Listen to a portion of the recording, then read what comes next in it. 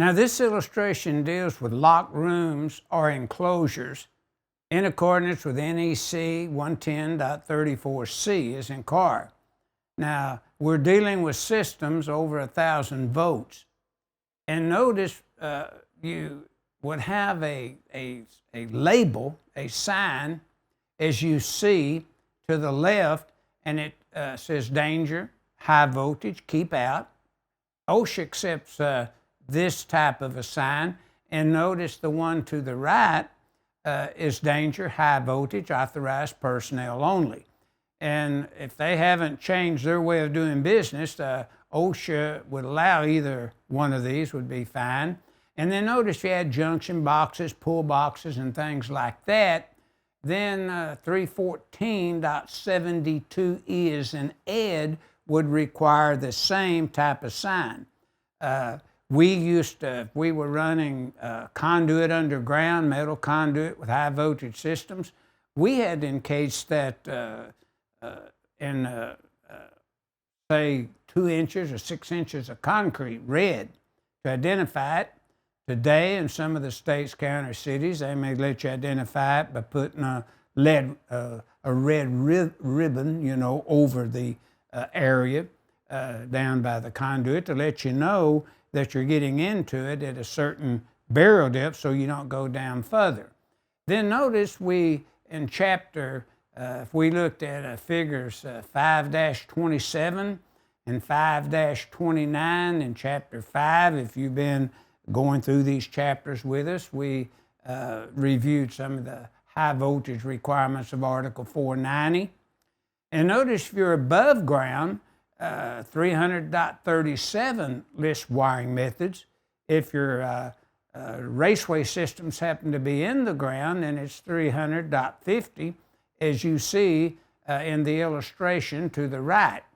Now notice the new article, I believe it is 342 or 242, deals with Article 311 that deals with your cables, conductors, and so forth in the ground and above ground, and your figure and that kind of thing, 311.60.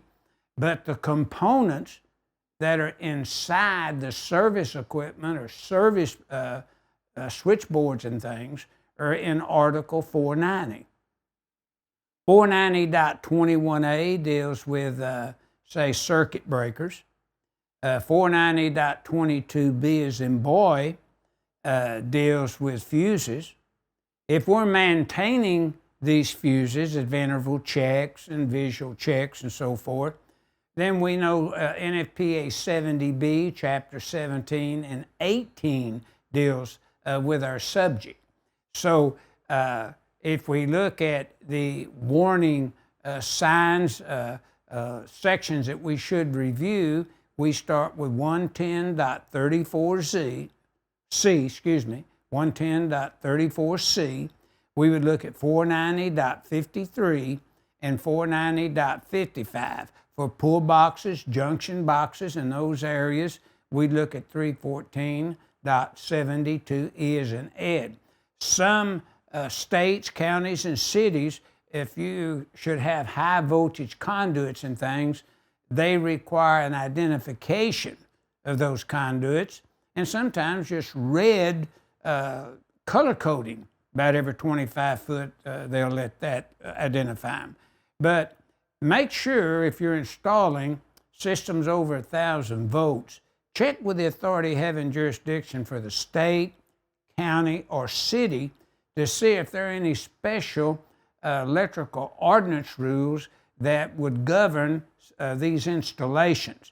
So this figure 6-54 is saying the enclosures must be locked in such a manner that only qualified people would have access to get inside these enclosures, or they're in locked rooms where only qualified people have the access into these rooms with a key, swipe card, punch pad, and a password now that the facilities want their qualified people to know And of course, unqualified people of all types would not know.